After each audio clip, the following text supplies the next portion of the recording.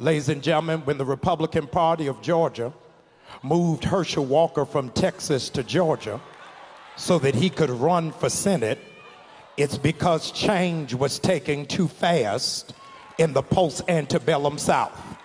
The state had been flipped blue, and there are some principalities that were not prepared for a black man and a Jewish man to go to Senate at the exact same time. So they figured that they would delude us by picking somebody who they thought would in fact represent us better with a football than with a degree in philosophy. They thought we were so slow, that we were so stupid, that we would elect the lowest caricature of a stereotypical broken black man as opposed to somebody who is educated and erudite and focused. Y'all ain't ready for me today. Since Herschel Walker was 16 years old, white men been telling him what to do, telling him what school to go to, where to live, where to eat, where to buy a house, where to run, where to sit down, where to sleep, where to pay for abortions, where to buy a gun. And you think they not gonna tell him how to vote? In 2022, we don't need a walker, we need a runner. We need somebody who gonna run and tell the truth about January 6th. We need somebody who gonna run and push for the cancellation of student loan debts. We need somebody who gonna run and make the former president respond to a subpoena. We don't need a walker, we need somebody who will be steadfast, unmovable, always abounding, knowing that your labor is not in vain. Georgia, I need you to know the slave Negroes y'all are used to don't live here no more. We can think for ourselves, function for ourselves, and vote for ourselves. Why? Because we don't need a walker. Now, let's just be clear, there's nothing I could say here that would hold a candle to what Atlanta area Pastor Jamal Bryant just said. But I can say this, we've been fed this narrative that the right has a monopoly on religious people in this country. And that's very clearly not the truth, as evidenced by this video.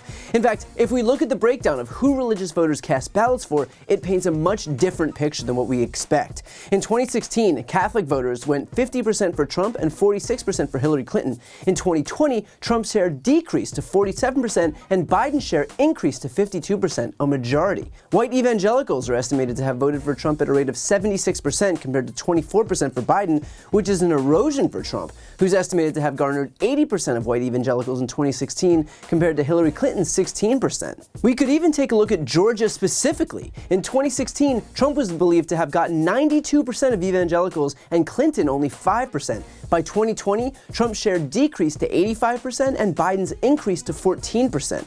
And in a state by Biden won by only 14,000 votes, it's plausible that those defecting evangelicals played an outsized role in his victory, all against a party who's exploited religion to an absurd degree. And admittedly, I'm no expert in religion, but I can say this. If I was religious and I was talked to the way that Republicans talk to Christians in their party, I wouldn't last the day.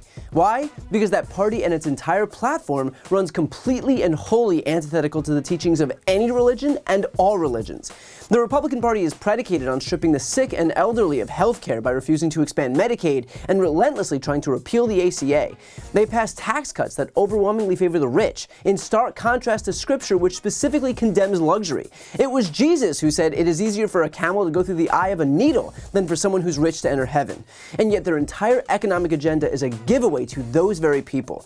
Jesus said nothing of abortion in the Bible, and yet plenty about giving to those in need. But Republicans pretend that Jesus was some anti-abortion crusader and never spent a moment worrying about the welfare of those less fortunate than him. Donald Trump literally ran his 2016 campaign on blocking refugees from Mexico. I mean, come on, people. Jesus Christ himself was literally a refugee.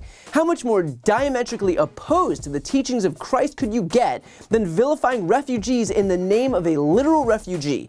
These politicians are taking you for fools and doing it in the name of religion. And if you needed more proof, take a look at this little clip. Okay. You mentioned the Bible. You've been talking about how it's your favorite book. And you said, I think last night in Iowa, some people are surprised that you say that. I'm wondering what one or two of your most favored Bible verses are and why? I wouldn't want to get into it because to me that's very personal. You know, when I talk about the Bible, it's very personal. So I don't want to get into verses. I don't want to get into. There's no verse that means a lot to you that you think about or cite? The Bible means a lot to me, but I don't want to get into specifics.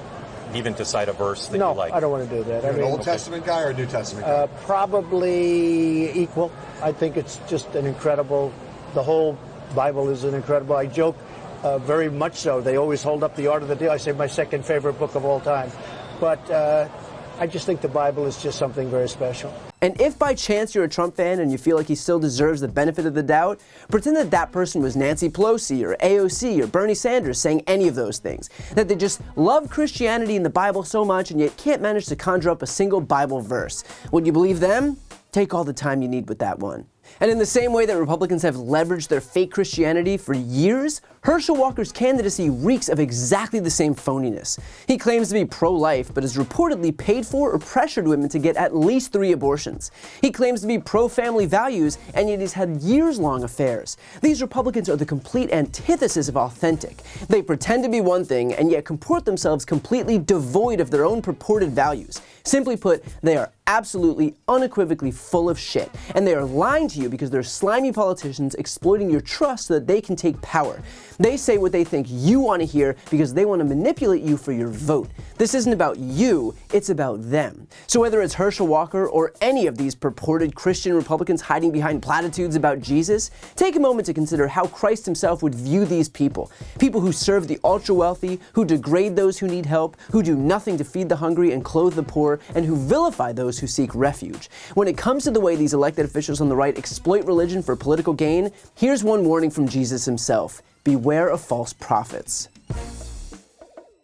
Before you go, if you enjoyed this video and want to see more, please make sure to subscribe to my channel. You can click the thumbnail right here on this screen. And if you want to support my work even further, the best way is to subscribe to my podcast, No Lie with Brian Tyler Cohen. There you can check out my interviews with major players in the world of politics, including President Biden, Vice President Kamala Harris, Pete Buttigieg, Elizabeth Warren, Katie Porter, Jamie Raskin, and so many more. Plus other interviews that live exclusively on the podcast. That link is also right here on this screen, or just search No Lie with Brian Tyler Cohen wherever you listen to podcasts.